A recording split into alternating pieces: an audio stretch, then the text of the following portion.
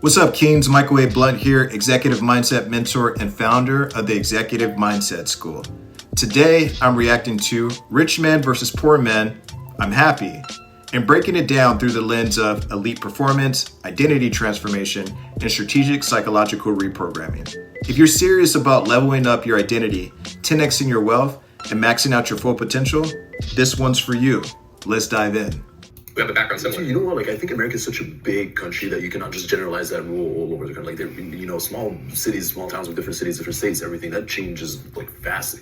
It's a big country, but there's only two classes. You know, there's the 1% and there's the 99%. I am happy. I married my college sweetheart. We've been together for 13 years. I have a healthy son and a healthy daughter. And honestly, everything else is just kind of bullshit. Like once you have that, the people that you love are doing okay. To me, that's ultimate happiness. And there's nothing else that I want other than that. So I'm very happy. I would say, like, you asked me this question like a couple months ago, or like maybe a year ago, it would have been a different question. That's why I hesitated. Yeah, it depends on who you're with. Yeah, I think like who you're with in a very close environment is a huge factor that's going to change that. But I could say that I do live paycheck to paycheck, but I know that I do something that I absolutely love and I'm so passionate about. And What do you do? I'm a filmmaker. This year was when I just decided to study acting, and that was truly like that's my true passion, to be honest. Like I love shooting as a hobby, but to like how many people can go to work with a big fat smile on their face, you know? So it's like how many people can do that? Like, dude, I know people who've been doing the same job for 30s, even though they're making an amazing paycheck, everything. They're like financially, stable, everything. They can go to Saint Tropez and they just like, it's a beautiful life, right? But he goes to work, he's like, oh God. That for me is just like, no paycheck is worth that. Yeah, I would agree. I kind of do something I enjoy on a daily basis too. I help sort of serve the underserved and work on an investing platform that anyone can use. And I just moved to California, so there's a lot to be happy about. Same. Yeah. And I teach, and I love what I do. So Well, and to what you're saying too, it's really the people you surround yourself with. It's something like you're the average of your best 5 friends or something along those lines. So I've got a lot of good friends and close family, and yeah. in the United States, I think we have a lot to be happy about and thankful for. Our homes are not being bombed by the U.S. military, so that's nice. True. That's huge. Yeah, I think what you said I just related to so fully. Like, I am fortunate enough to have my girlfriend who I love so much. We live together, we're happy, and we have a life plan that we're working towards, where we're going to go to college and get married one day and have a wonderful family and have a wonderful life. Whether we be at the top of the pay scale or at the bottom, we're going to make it work and we're going to be happy. Because like everyone has said here, it's about the people around you. They matter so much more than anything else. For me, especially like, in the last year or so, and the reason I said that it would be different if you asked me a little bit ago, I was, yes, working jobs that I loved, but a large part of me was committed to those jobs more than the rest of the other aspects of my life. So I was putting work over things, chasing a bigger paycheck, chasing a bigger payout, chasing a bigger accolade, chasing an achievement. And even though on the outside, everyone looking in, they were all like, Kai, you've made it, you're 22, you're doing all these cool things in social media, you're traveling the world, you're one of the biggest influencers, why aren't you happy? It was because there was a part of me that had put such a pedestal, or put money on such a pedestal at a young age of seeing it as this thing that once I have money, I'll be happy. And I had denied myself happiness. I had kind of kept prolonging it further and further and said, when I get to this point, I'll be happy. When I get to this point, I'll be happy. And that was kind of the question I was going to ask, was like, if happiness was like more of a sliding scale, would you say that you're 70% happy, and like would money change that? Having money is a blessing, but it also can be a curse to the wrong people sometimes, because they start asking these questions, and if they don't get answered, they kill themselves. Like, that's what happens. Because you're like, I'll just keep making more. Like, I never had like a bad problem with it, but I just like really asked these questions, and when I really internalized it, I was like, what is the metric for happiness? Like, what decides if I'm happy? And I realized it came down to one simple thing. It was contentment, like satisfaction and contentment. And not just like with everything, but like if I died right now, would I be okay with it? Like with what I've done, with the time that I've spent, like the way that I'm gonna die, right? Not just about dying right now, like, am I dying in a way that I'm proud of dying? And when I really thought about it, I like 2 years ago, I was like, I'm doing this for money. And I had made this money, and I was like, okay, I don't want to do it for money anymore. I want to do it for something else. This is not gonna drive me anymore. And I realized like, okay, cool, like I've gone to a scale where I can take care of so many others. And if I keep crushing it, I can take care of more. So that's kind of like the contentment, where it's like, oh cool, even if I don't ever get to take care of like millions and millions of more people, I'm in the process and pursuit of that, and I'm content with that. I would almost say, and I happen to agree with these guys on that. But I also think there's a difference between happiness and fulfillment. One of the things that I brought up as far as my background is, when I was in my mid-20s, I had it all. I had, I was making a really good salary. I was doing the things that I wanted to do. I was, dating, the woman who I wanted to date at that time. And, I felt very happy, but I didn't feel fulfilled. And I felt like there was a gap between the happiness and fulfillment, and I couldn't figure out why I wasn't fulfilled. And I had gotten to this point where I had achieved all of these different goals. And once I got there, my question was, well, what's next? And that's the reason actually why I started this type of work, because it was success beyond money, success beyond the goals. And, it was really this chase for fulfillment. So I started reframing, maybe it's not happiness, because happiness seems so fleeting. I was happy one day, but then something happened and then I wasn't happy. I was upset, but then I was trying to work back to getting happy again because I thought that's what I needed to be. And it wasn't happiness that I was looking for. It was really something that was more sustainable. It was fulfillment.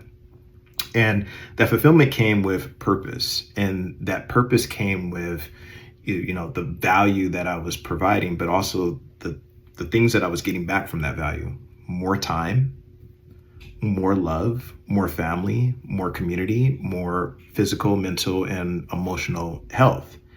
So what was happening before is I was really happy because I was making a lot of money and I was hitting my goals and I was dating people and I was doing all these different things, but I wasn't getting back more time. I was spending more time at work. I wasn't getting back more of my mental health. I was actually more stressed.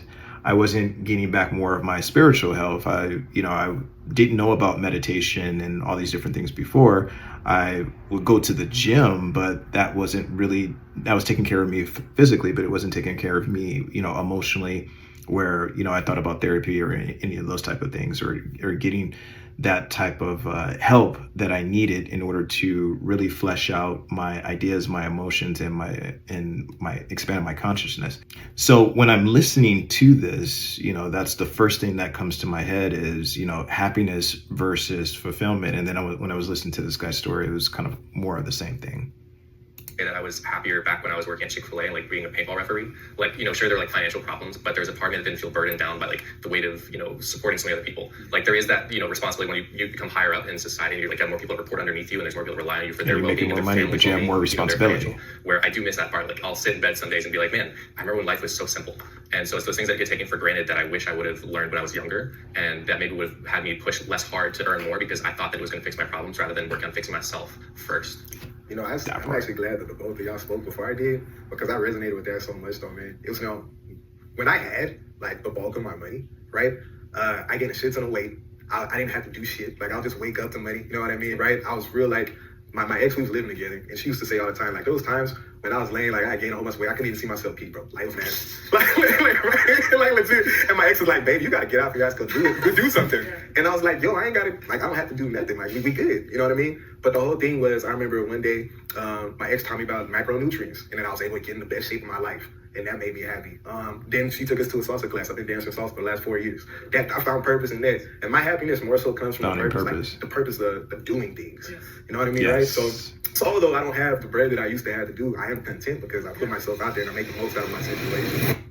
I love what he said, the purpose of actually doing things. And, this is actually something I learned from Will Smith when he was saying that it was the purpose of doing things and actually completing a specific goal. So basically we were saying it was the journey. The journey is what the fulfillment was. And the happiness is when you actually reach the goal, but it's so fleeting. How many times have you wanted to reach a goal, you were happy, and then a day or a week later, it faded away. So it was really the fulfillment of the journey. And when I was talking to one of my clients the other day, he brought up a really good point. And it was similar to what I experienced years before when he was saying, listen, I have everything that I wanted and I worked so hard in order to get here. And I'm looking at my next steps outside of, the money, the family, I'm in the best shape of my life. What is it that I want now? And so this guy actually hit on all of those different categories rather than just financially. He hit on 7 different categories. And I was challenging, I was pushing, I was to unpack. And I was like, what is the reason that you're doing all this for? What really make you happy? At the end of the day, what really matters to you? And he said, his peace. And that to me really resonated. And it's something that, and I try to teach all the people who I come in touch with that it's an internal game.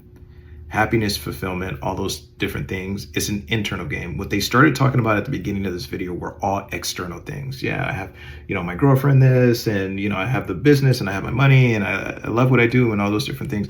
All of those things are external things. But what it really comes down to is, if you had it or if you didn't have it, would you still be fulfilled within yourself? Would you still have internal peace? So when we're looking at, happiness, what we're looking really is for mental, emotional, spiritual peace. And I'm going to leave you with that. Okay, so what do you think? Is happiness easy and obtainable for everybody? Or did you disagree or agree with me that the end goal is not reaching happiness, but peace? Drop your thoughts below and let's hash this out like men. Either way, I would love to hear your feedback. And if you're ready to go beyond just consuming this type of content, join me inside the Executive Mindset School. It's where high-performing men like you come to reprogram, recalibrate, and rise. Links in the description, and until next time, let's build wealth together from the inside out.